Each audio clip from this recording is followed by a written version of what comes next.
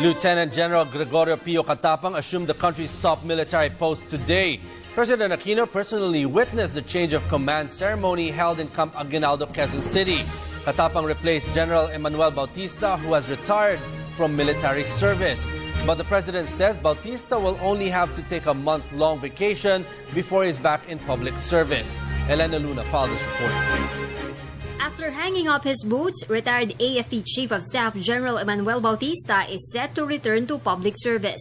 President Aquino made this announcement during the change of command ceremony in Camp Aguinaldo. Doon po sa maghihinayang sa pag-alis ni Manny Sundalo sa AFP at sa serbisyo publiko, huwag po kayong maglala.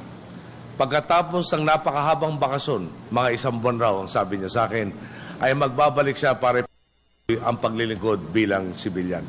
Sa iyo, General Bautista, maraming salamat sa iyong serbisyo at maraming salamat din sa iyong patuloy na pakikiambag. Bautista served the AFP for 37 years, 4 months and 5 days. After assuming the leadership January last year, he led the AFP in facing the crisis in Sabah, Malaysia, the situation of peacekeeping forces in Golan Heights, the tension at the West Philippine Sea, the Zamboanga siege, and a number of calamities including Super Typhoon Yolanda. President Aquino describes Bautista as one who embodies true public service. Sadya nga pong naging mapanghamon ang panunungkulan ni General Bautista. Tinimbang siya ng paulit-ulit, sinubok ang kanyang kakayahan at dedikasyon, at ngayon, walang makapagsasabing hindi siya nagtagumpay. My career in the military had been challenging, yet fulfilling.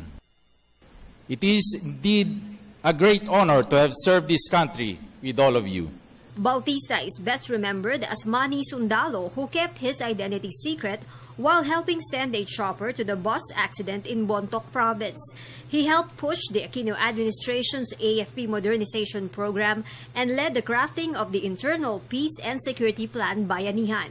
As he assumed office, the new AFP Chief of Staff committed to nurture Bautista's legacy. I intend to ingrain in the hearts and minds of each soldier the spirit, the wisdom, the doctrine, the actual implementation of the IPSP Bayanihan at the strategic, operational, and tactical levels of command.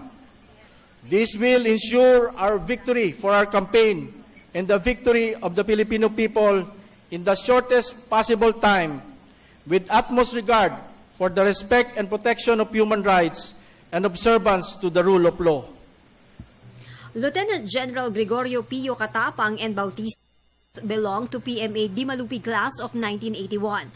The 45th AFP Chief of Staff has various awards under his belt, including 16 military merit medals, 3 Gold Cross medals, and 3 combat kagitingan badges. Kay Lieutenant General Katapang, ngayon ang nagbago na ang mukha ng sandatahang lakas, naway sagarin mo ang bawat pagkakataon sa iyong liderato upang lalo pang tumibay at lumakas ang ating institusyon.